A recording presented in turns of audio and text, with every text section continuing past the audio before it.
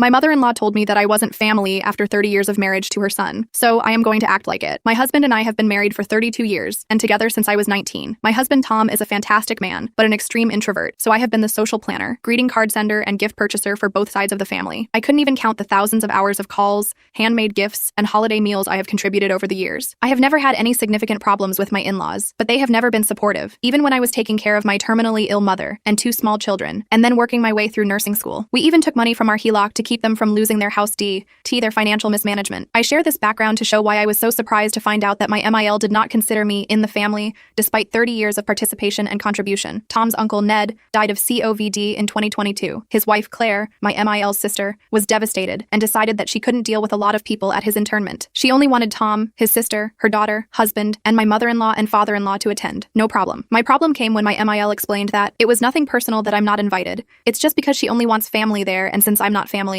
of course I can't come. I chalked it up to poor wording, but for the subsequent 4 to 5 phone conversations, she kept saying, nothing personal, it's just for family, multiple times each conversation. She kept talking about the lovely luncheon they would have after the event I am excluded from, which would be so lovely for the family to catch up, etc. Tom did tell Mill not to refer to gatherings where I am not invited as for family only, but Mill talked over him like she always does, and never registered how insulting it was. How am I not family after 30 plus years, 2 kids, and decades of effort? She wasn't mad or being vindictive, she was just calmly stating facts. She was acting like Tom is 20 years old, and I am the flavor of the month, not his partner of 3 decades who saved his life and nursed him through a stroke, again without help, and all the aftermath. I was crushed. Inclusion is really important to me, and whenever I host a holiday, I make sure that friends and coworkers have a place to spend holidays and invite them to spend it at my house if they don't have other plans. Shutting someone out is one of the worst things you can do to a human. My solution? If my MIL is going to treat me as my husband's +1, I'm going to start acting like it. I told Tom that all of the cards, gifts, and communication with his family are here forward his job, and I will manage the same with my side of the family. I made him a list of all the birthdays, anniversaries, etc. that he needs to pay attention to,